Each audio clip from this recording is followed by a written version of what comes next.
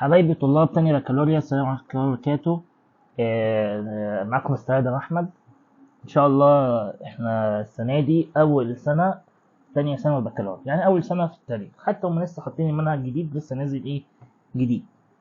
ماشي، يعني باختصار الدولة بتجرب فيكم يعني. ماشي، فإن شاء الله خير. وبالمناسبة منهج التاريخ سهل مش صعب، وأسهل بكتير من الثانوية العامة وتالتة ثانوي. البكالوريا احلى. ماشي، وطبعا لما تطبق بس السنه دي بشكل عشان انتوا شهاده، فهتبقى الموضوع ان شاء الله هنشوفه اكتر عن ارض الواقع. بس ان شاء الله تبقى حاجه كويسه وجميله وهتنبسطوا فيها يعني باذن الله تعالى. ماشي، قبل ما نبتدي ادي رقم تليفوني اهو 012 8 5 1 2 6 9 7 3. ماشي، 012 8 5 1 2 6 9 7 3. اي شخص عايز يتواصل معايا لاستفسار او سؤال او اي حاجه، ان شاء الله سواء اتصال او واتس، ان شاء الله انا هتابع معاك يعني باذن الله. تعالى بقى نرجع ونشوف. احنا عندنا في المنهج السنه دي بتاع تانية ثانوي في التاريخ طبعا 12 درس مقسمين على 3 وحدات، يعني كل وحده فيها 4 دروس. منهج سهل خفيف. ماشي، عن بناء الدوله المصريه، هناخد كلام عام قوانين وكده زي مواطنه يعني. الدوله المصريه قديمه وقامه الاحتلال. تحولات كبرى في العصر الوسيط، اسلامي حديث اللي هو بتاع محمد علي. سياسات الاحتلال بمصر انجليز طبعا. صمود الشعب المصري مصطفى كامل بقى، محمد فريد، سعد زغلول وهكذا. ثورة 32 يوليو والتحولات الكبرى في مصر. ماشي. هي المفروض 23 يوليو، بس هو ملخبطينها يعني معلش. والهيئة الوطنية في مواجهة الاستعمار الجديد. وحركات بقى التحرر دي زي ما كنا زي الثانوية العامة كده يعني. ناخد بقى احتلال فرنساوي، ايطالي، بريطاني، اسباني. يعني مثلا بريطانيا احتلت مصر، اسبانيا احتلت جزء من المغرب، ايطاليا احتلت ليبيا، فرنسا احتلت الجزائر كده يعني. محددات الدور المصري اقليميا ودوليا يعني نشوف دور مصر وعلاقتها بالدول المجاورة يعني ودول العالم يعني. ودور مصر في دعم حركات التحرر الوطني. ناخد بقى احنا كنا ندعم الجزائر في استقلالها عن فرنسا وهكذا. ماشي. طيب، اول درس معانا زي ما احنا عارفين، زي احنا قلنا بناء الدولة المصرية. بناء الدولة المصرية. طيب، درس زي اقول لك عبارة عن درس مواطنة يعني. درس خفيف وظريف يعني، ما تخافش يعني، معلوماته خفيفة يعني ان شاء الله. خلاص. طيب، بيقول لي هنا يعني ايه الدولة. ناخد تعريف الدولة. يعني ايه دولة؟ قال لي الدولة هي وحدة سياسية. يعني يعني شعب بيحكم نفسه، فيها حكومات، رئيس وزراء، جيش، مؤسسات كده. وحدة سياسية تشغل حيزا جغرافيا. انا احكم في الهواء ولا احكم على الارض؟ احكم على الارض طبعا. يبقى حيز جغرافي، اللي هي مكان جغرافي محدد، اللي هي حدود يعني. ماشي، العالم كله بيقول حدودك دي انت تحكم فيها براحتك. وتضم شعبا يقيم إقامة دائمة ويخضع لقوانينها. ماشي، زي الشعب زي الشعب المصري. اللي احنا عندنا رئيس وعندنا وزراء وعندنا حكومة وعندنا مؤسسات. ماشي، كل دول بيشتغلوا في مصر. مصر اللي هي حدودها الغربية ليبيا، حدودها الشرقية البحر الأحمر وهكذا. ماشي، في المليون كيلومتر مربع دول. خلاص. في المليون كيلومتر مربع دول في عايش 120 مليون، هم الشعب. خلاص. وتديرها سلطة منظمة تباشر اختصاصاتها. تمام. احنا بنختار الممثلين عندنا في ال 120 مليون. بنختار مثلا مثلا يعني 600 700 واحد، مش عارف مثلا 400 في البرلمان، ومش عارف الرئيس ومش عارف وهكذا. ماشي، بنقول للناس دول اشرفوا عليه. احنا بنديلهم توكيلات مجازا يعني، بننتخبهم يعني، بنقول لهم نديهم توكيلات. ديروا لنا انتوا مسالحنا وتفاوضوا مع الدول اللي بره وكده. بما يحقق كل ده ليه؟ عشان الامن واستقرار. امن واستقرار. وتمارس سياداتها على شؤونها الداخليه والخارجيه. احنا حرين بقى نعمل نظام معين، نعمل قانون، محدش يتكلم براحتنا، دي دولتنا واحنا حرين فيه. تمام. تمام، كلام جميل. خلاص، يبقى الدولة هي وحدة سياسية بتشغل حيز جغرافي محدد. تمام. وتضم شعبا يقيم في هذا الحيز، وله قوانين، وتديرها سلطة منظمة تباشر اختصاصاته، وتمارس سيادتها على الشؤون الداخلية والخارجية. حلو كده، ما تخافش يعني، الموضوع سهل. خلاص. طيب، تعالى أركان الدولة. ناخد شويه قوانين نتحكم بيها كايه في مصر مثلا. طيب قال لي مثلا من الدستور المصري بتاع 2014 سنه 2014 قال لي تنص الماده الاولى مثلا من الدستور ان جمهوريه مصر العربيه دوله ذات ايه سياده، يعني احنا نحكم نفسنا بنفسنا، ماشي، ما نجيش نقول للامريكان او للانجليز او للروس تعالوا احكمونا، لا احنا دوله ذات سياده موحده لا تقبل التجزئه. يعني ايه؟ يعني احنا مليون كيلومتر مربع، ما ينفعش مثلا اهل الشمال يقول لك عايزين نعمل دوله لوحدنا واهل الجنوب يقول لك لا احنا كمان، وهكذا. لا، كلنا مع بعض، كلنا ايد واحده، كلنا شعب واحد، ولا ينزل عن شيء ايه منه. يعني احنا مليون كيلومتر مربع ما ينفعش يبقى 900,000 مثلا كيلومتر مربع، لا احنا نفس الايه رقم. نظامها جمهوري ديمقراطي، ماشي، جمهوري طبعا من بعد ايه؟ من بعد ثورة يوليو 52، كنا في اول ملكية طبعا. يقوم على اساس المواطنة وسيادة ايه القانون. يعني احنا في الاساس مصريين، احنا كمصريين نحكم بلدنا، سواء بقى انت مصري من الصعيد، مصري من القاهرة، مصري مسلم، مصري مسيحي، احنا كلنا مصريين ولينا ايه نفس الحقوق والواجبات، مفيش تفرقة يعني. والشعب المصري جزء من الامة الايه العربية، مش احنا بنتكلم عربي برضه ولا انا غلطان؟ اسمها جمهورية مصر العربية، يعمل على تكاملها ووحدتها، حتى بنقول ايه مصر هي قلب العالم العربي.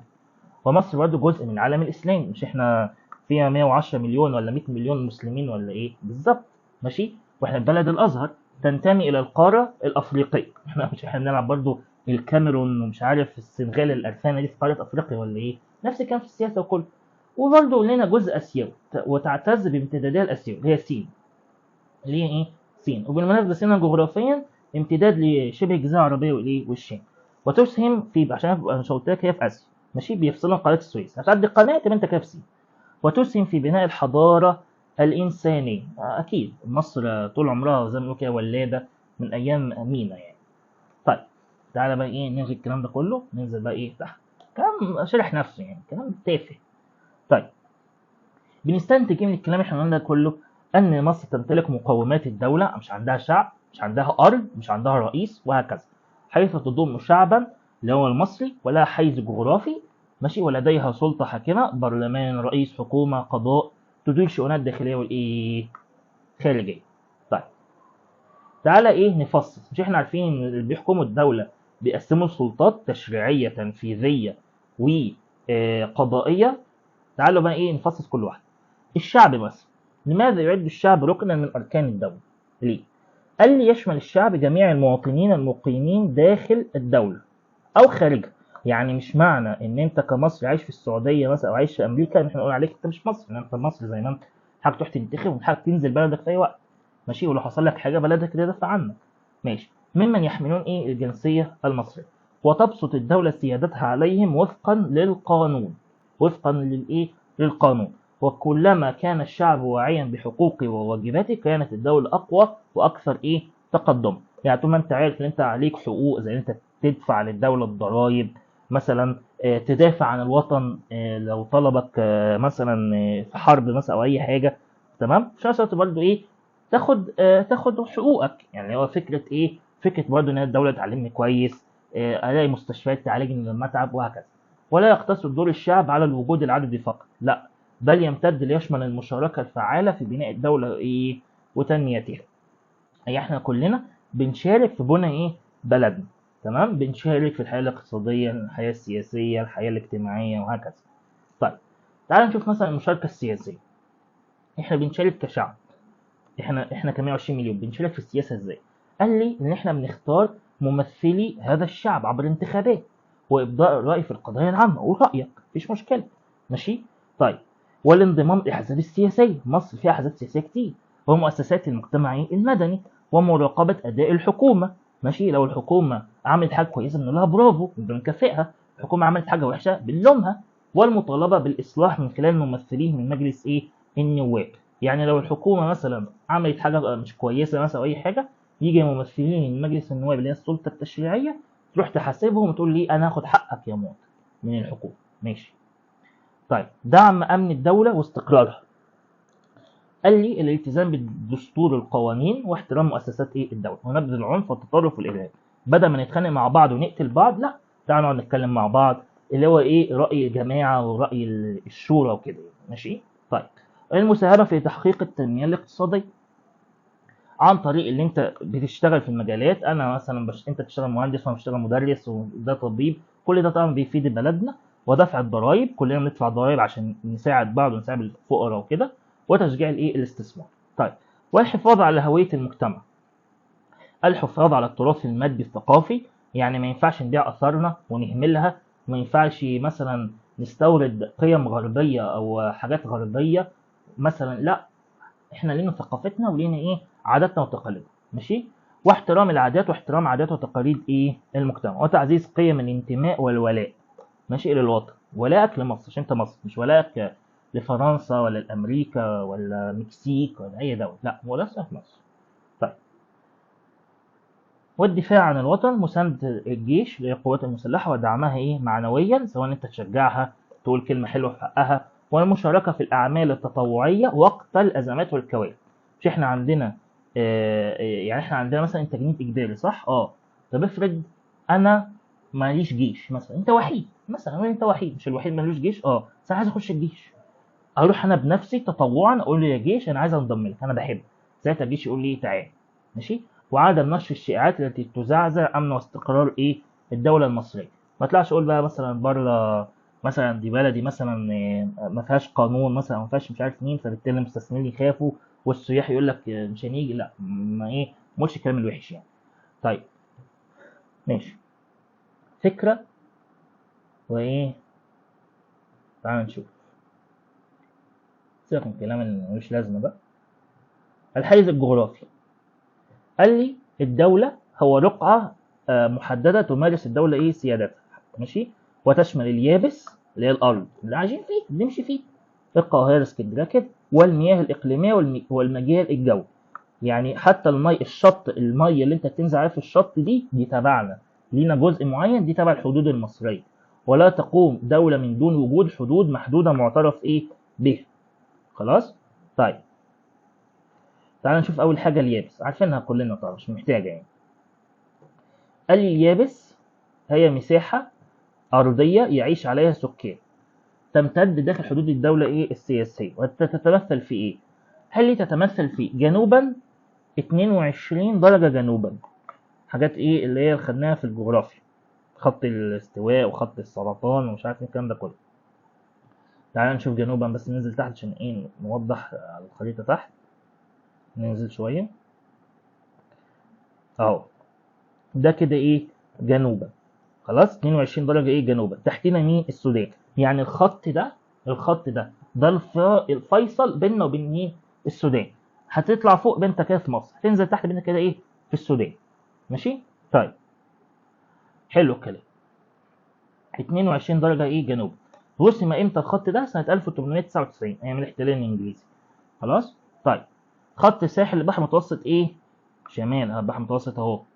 خط ساحل البحر الاحمر وخليج العقبة، بالاضافة لخط الحدود البرية بين مصر وفلسطين، هي بتاعت سين اهي، ماشي، اللي هي ايه الحتة دي. خلاص.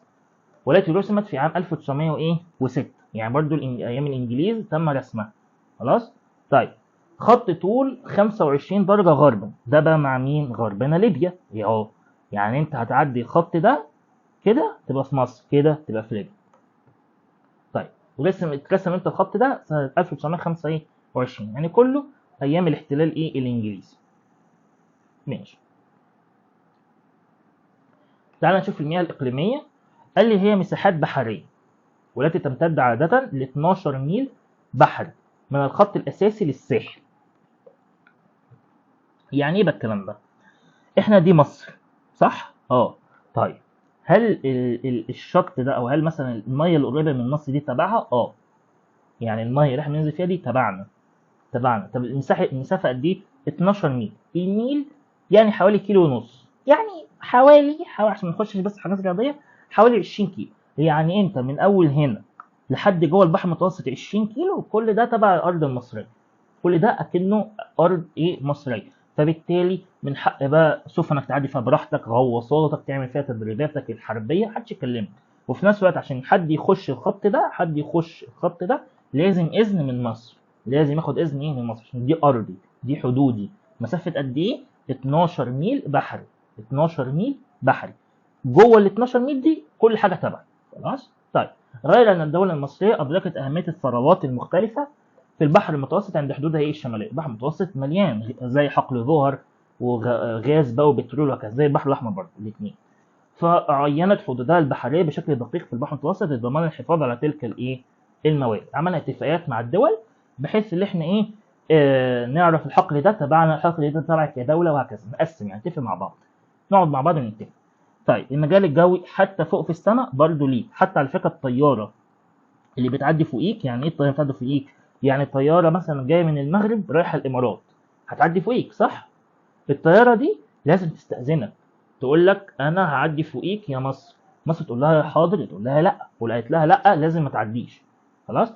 طب لو مصر قالت لها حاضر، تاخد منها فلوس. الطياره دي دي ارضي، دي ايه ارضي، يعني حتى السما فوق دي ارضي، ماشي، تبعي يعني. هو المساحة الرأسية التي تعلو الحيز الجغرافي للدولة اليابس والماء، وتمارس الدولة سيادتها ايه عليه. يعني انت مش ارض بس، لا، ده انت ارض وبحر وجو في السما فوق. خلاص. طيب، ننزل. تعد حدود مصر من اكثر الحدود ثباتا واستقرارا عبر الايه التاريخ، والتي اسهمت في تحديد شخصيتها منذ العصور القديمة حتى ايه الان. يعني مصر هي مصر من 7000 سنة، هي دي. يعني انت لو في الحتة دي انت مصر من ايام مين لحد النهارده. ما فيش مثلا حته مثلا ان اسوان او وادي جديد كانت زمان سودانيه دلوقتي لا، هي طول عمرها مصريه. القاهره مفيش حاجه اسمها زمان مثلا كانت ليبيه دلوقتي لا، مصر معروفه من زمان، معروفه من زمان ان دي ارض مصريه. خلاص. طيب، تعال نشوف السلطه. قال لي السلطه ايه لازمتها لازمتها في الدوله. قال لي تشمل السلطه المؤسسات التي تدور شؤون ايه الدوله، هي اللي بتراعي مصالحك وتضع القوانين وتعمل ايه على تنفيذها وتحافظ على الامن العام. وقد نص الدستور على مكونات ايه السلطه. طبعا حرفيا استقرار الدوله مرتبط بقوه وتنظيم ايه مؤسسات. تقول ان يبقى عندك جيش قوي، عندك قضاء قوي، عندك رئيس قوي، وهكذا. كل ده ايه بيحفظ حدودك وبيحفظ ايه استقرارك. ماشي، تمام. دي بقى شويه حاجات سلطه ايه هناخدها تحت يعني. طيب، تعالى ايه ناخد تحت. قلنا اهميه السلطه: الحفاظ على النظام والقانون، تحقيق الاستقرار السياسي والاجتماعي، حقوق الأفراد، وتمكين الدولة من ممارسة إيه؟ سيادتها. ماشي. السيادة. كيف يمكن أن يؤثر غياب السيادة على قدرة الدولة في اتخاذ قراراتها؟ يعني إحنا ما عندناش قضاء، ما عندناش رئيس. طبعا الموضوع هيبقى كارثي. السيادة تعني استقلال الدولة في اتخاذ قراراتها فيما يتعلق بشؤون إيه؟ الداخلية والخارجية من دون خضوع لسلطة إيه خارجية. يعني إحنا رئيسنا وقضائنا وجيشنا وكل حاجة حر. ماشي؟ كل حاجة بيتم فيها بإرادة حرة بتحقق مصالح مصر. مفيش حاجة اسمها مثلا ده مثلا مش عارف دولة تانية هي اللي بتدير الكلام ده، لا، مفيش الكلام ده. احنا دولة ذات ايه؟ ذات سيادة. طيب، حتى هنا اهو تمام. ان مصر ستظل منيعة بجبهتها الداخلية المتماسكة، عصية على المؤامرات، يعني صعب حد يعمل فيها مؤامرة أو فتن، مبصرة بكل ما يحاك حولها. ده جزء من خطاب الرئيس في ذكرى 73 لثورة 23 يوليو. ماشي. طيب، أنواع السيادة. قال لي عندنا السيادة على الشؤون الداخلية وتشمل سن قوانين حفظ الأمن وإدارة شؤون المواطنين، هي جوه البلد يعني. خلاص. طب والسيادة على الشؤون الخارجية، استقلال الدولة في علاقاتها الدولية. يعني احنا عندنا في سياستين: سياسة داخلية دي بقى بتشمل إدارة المواطنين وحفظ الأمن فيه، وسياسة خارجية اللي تشمل علاقتي بالدول الأخرى. الدولة دي حبيبتي فاهم معاها صالح، الدولة دي مش كويسة معايا فأحذر منها، مثلا مش عارف أعمل إيه، وهكذا. خلاص. وتشمل إبرام المعاهدات وإقامة العلاقات الدبلوماسية وحماية المصالح الوطنية والتمثيل أمام المنظمات الدولية. خلاص. طيب، يعني البرلمان مثلا حاجة داخلية جوه مصر، لكن الأمم المتحدة لا، حاجة خارجية خارج مصر. طيب، مقومات نشأة الدولة. قال لي تنشأ الدولة نتيجة تضافر عدد من المقومات اجتماعي، يعني عدد في مقومات كتير تحول المجتمع من مجرد تجمعات بشرية مشتتة إلى كيان سياسي إيه منظم. إحنا كنا في الأول زي ما خدنا في أولى ثانوي اللي إحنا إيه كنا عبارة عن اللي هي عصور ما قبل التاريخ دي، عباره عن مجموعات قبليه متفرقه وكده. فكده قلنا لا، نجتمع بقى مع بعض كلنا بايه؟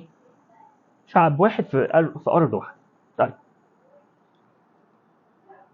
الموقع الجغرافي قال لي مصر في قلب العالم القديم. بص انت فين؟ انت في افريقيا، يمينك اسيا، فوقك اوروبا، تقدر تروح الثلاثه بمنتهى السهوله، فاتح على البحر زي ما بنقول. جعلها مركزا مهما للتواصل الحضاري والتبادل التجاري بين الشعوب. وتتمتع مصر بحدود طبيعيه مثلت حواجز طبيعيه قامت بدور حمايه قلب الدوله، الوادي والدلتا. يعني احنا مثلا عندنا مثلا صحراء في الغرب مثلا، فالصحراء دي بتمنع اي حد يجي يغزونا. ماشي، هتمشي في الصحراء هتموت كده من العطش. تمام. عندنا بحر فوق، فصعب برضه حد يجي يغزو، هتعدي البحر. عندنا تحت جبال زي جبال العوينات في الوادي الجديد، فبالتالي صعب ان غزو يجي لك من تحت، وهكذا. في حاجات طبيعيه بتحمي. نفس الكلام في الشرق، صعب ان حد يجي لك من هنا. ليه؟ عشان في البحر الاحمر، فصعب جدا يعدي البحر الاحمر. خلاص، وهكذا. طيب كما ساعد الموقع الجغرافي على استقرار المجتمع المصري عبر التاريخ، مما سمح لهم بالتركيز على البناء والزراعه، هو ما دعم عمليه استقرار نشأة الدوله. كلام جميل قوي. انا بقول لكم احنا بناخد دي مواطنه، يعني ده درس يعني مواطنه. تمام. طيب تعال نشوف الموارد الطبيعيه. طبعا اهمهم نهر النيل، هو سبب الحضاره بتاعتنا. قال لي يعد النيل موردا طبيعي في مصر. هو احنا النيل ده اللي عملناه ولا هو موجود في الطبيعه؟ ربنا هو اللي عمله، ربنا طبعا سبحانه وتعالى. فهو عامل اساسي لنشأة الدوله المصريه. هو مش انت اللي بتشرب من ميه النيل من الحنفيه؟ تخيل لو مفيش نيل هنشرب منين؟ ريتنا بيضه. وحضارته، والذي بسببه تحول مصر من جامع الثمار الى مزارع مستقر. خلاص. حيث تطلب الامر تنظيما للري وبناء السدود والعمل الجماعي. يلا نشتغل مع بعض عشان الفيضان يجي نعرف نواجهه ونعمل سدود، او نعمل سد لوحدي، ولا لازم 1000 2000 واحد يشتركوا معايا، 1000 2000 واحد، وهكذا. وجود اداره مركزيه قويه، الامر الذي ادى الى نشاه الحكومه لتنظيم عمليه توزيع المياه وحل النزاعات بين الاقاليم. ماشي. وكان النيل شريان اتصال لربط الشمال بالجنوب. ولقد حب الله مصر بالاضافه الى نهر النيل موارد طبيعيه. يعني وهب الله مصر كمان غير نهر النيل حاجات طبيعيه زي التربه الخصبه والمعادن والاحجار التي اسهمت في دعم النشاط الاقتصادي. كل ده بيساعدنا اقتصاديا، مما ساعد على ازدهار المجتمع المصري. يعني النيل زراعيا، عندنا احجار ومش عارف معادن ارضيه نادره دي صناعيه، وهكذا. تقدر تعمل اي حاجه. دوله المعجزات زي ما بنقول. طيب التجانس البشري دي مهمة جدا بقى. تعد مصر من أكثر الدول تجانسا، حيث انصهر سكان وادي النيل في بقعة واحدة ثقافية واحدة منذ فجر التاريخ، مما شكل كتلة صلبة يصعب تفتتها. تمام. مفيش حاجة اسمها الشمال بيكره الجنوب والاسكندراني ما بيحبش الشرقاوي والشرقاوي ما بيطيقش الصعيدي. مفيش الكلام ده. كلنا مصريين، كلنا حاجة واحدة، بننتمي وطن واحد. وهذا التجانس جعل من الوحدة السياسية أمرا طبيعيا الحمد لله. فبالتالي مفيش مشاكل فكرة انقسامات وفتن الحمد لله يعني. وقد ساعد هذا التجانس على عدم تأثر المصريين بثقافة المحتل. ياما الإنجليز حاولوا يفرقونا كمثلا المصريين وكده، بالذات على أساس الدين. إيه ده؟ أنت مسيحي ومش عارف، لا لا لا لا، وإيه ده أنت مسلم، لا لا لا، مش عارف إيه. وإحنا دايما كنا بنرفض. حتى كان شيوخ الأزهر طلعوا راحوا الكنيسة أيام ثورة 19 وخطبوا في الكنيسة، ونفس الوقت قساوسة المسيحيين من الكنيسة جم خطبوا على الأزهر. خلاص يعني إحنا عشان نثبت للإنجليز ما ياكلش معانا الكلام. احنا مصريين، بلدنا واحده. بل حافظوا على الهويه المصريه المميزه على مر العصور. طيب هنا بيقول لي اللغه المصريه القديمه بكتاباتها المختلفه لغه اهل مصر في العصور القديمه، هي الهيروغليفيه يعني. وتحدث المصريين القبطيه فتره الحكم الروماني، خلاص، بعد انتشار المسيحيه طبعا في مصر. ثم انتشرت اللغه العربيه بعد الفتح الاسلام، واستمرت العربيه حتى الان هي لغتنا الاساسيه والهويه بتاعتنا. تمام. وكل وهي اصلا. طيب في تاريخها وبلهجتها المميزه بين الشعوب العربيه. اللهجه المصريه، مصر تروح في اي دوله من 22 هيفهموه. تعالى بقى واحد منهم يجي لك انت مش هتفهم منه حاجه. ليه؟ عشان انت كلهم كلهم عارفين لغتك وعارفين ثقافتك بالسينما وكده. تمام. طيب الحكومه المركزيه القويه، ناخد تاريخها. قال لي كان قيام الحكومه المركزيه امتى توحدت مصر؟ سنه 3200 قبل الميلاد. مينا واحد القطرين، احنا عارفين كنا دوله الشمال ودوله الجنوب، مينا بقى قال لك احنا دوله واحده زي دلوقتي الحمد لله.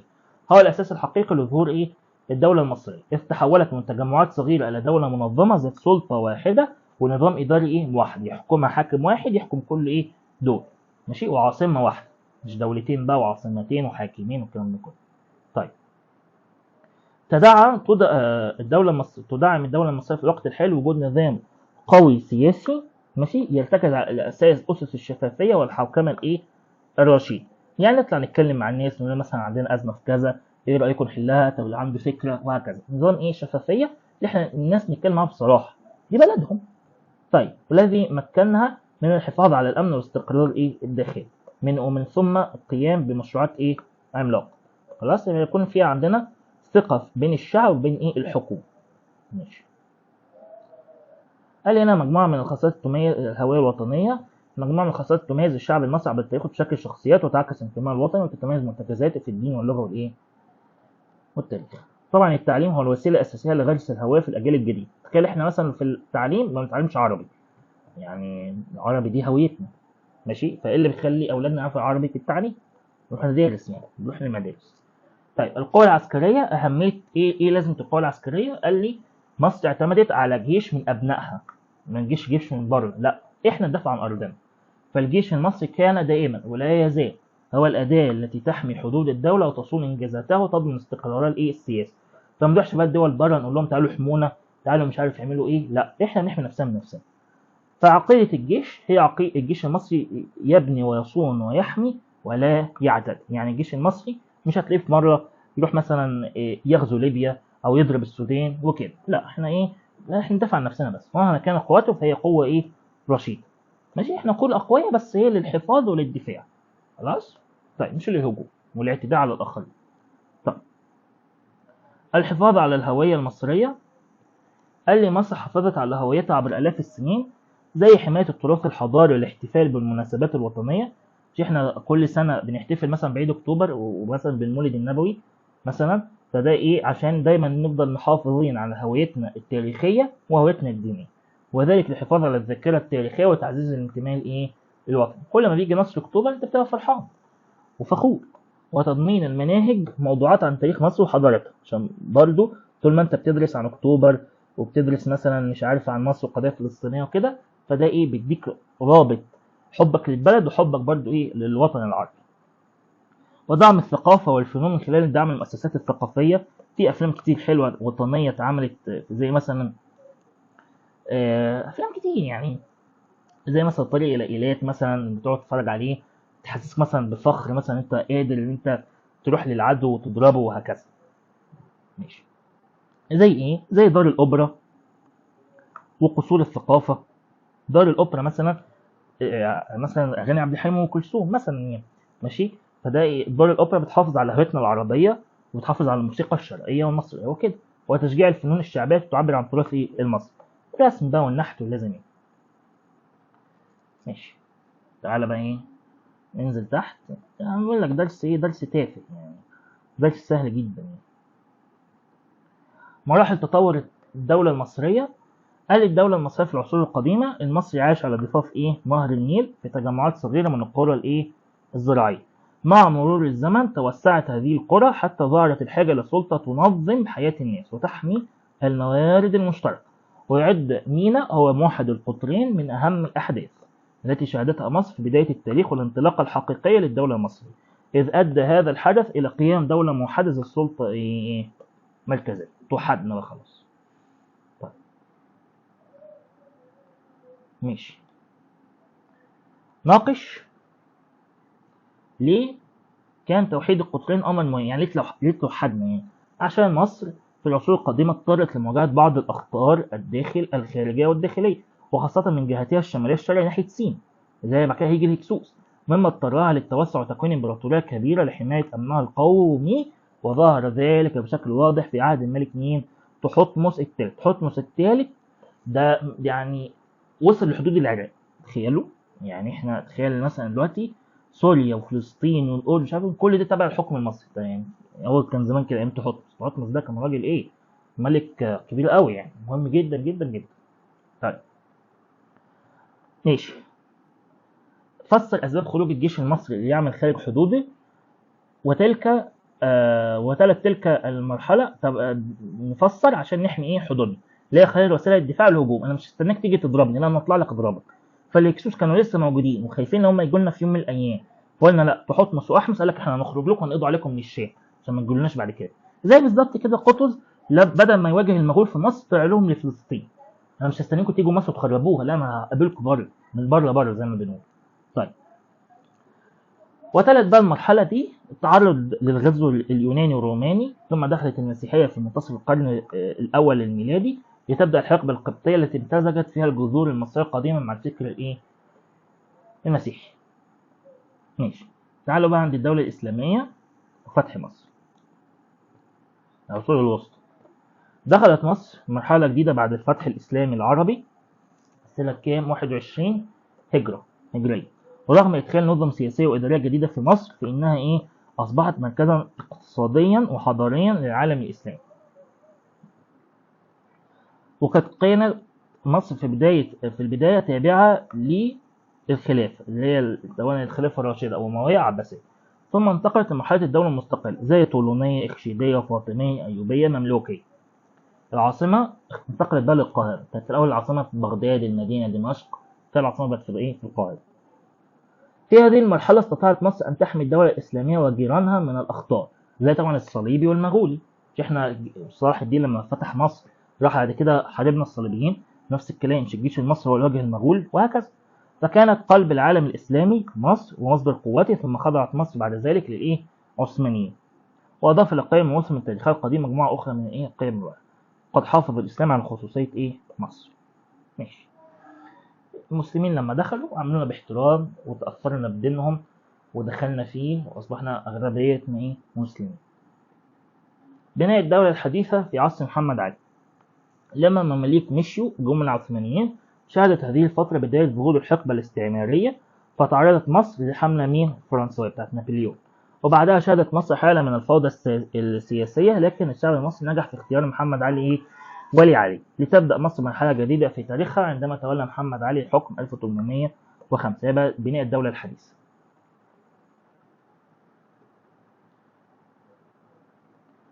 قد أدرك محمد علي أن بناء دولة قوية يعتمد على القوة عسكرية. ما في انت ازاي تبقى قوي من غير ما تكون تحمي نفسك بالسلاح؟ ازاي يعني؟ وتأسيس مؤسسات اقتصادية وإدارية وتعليمية، مش الجيش ده محتاج فلوس ومحتاج ناس متعلمة وكده، وتعليمية وتطور تسهم في تحقيق الاستقرار والتقدم. لذلك شرع محمد علي في تنفيذ مشروع إصلاحي شامل لإعادة تنظيم مصر، شمل مختلف المجالات عشان يقويها ويعزز مكانها. طيب،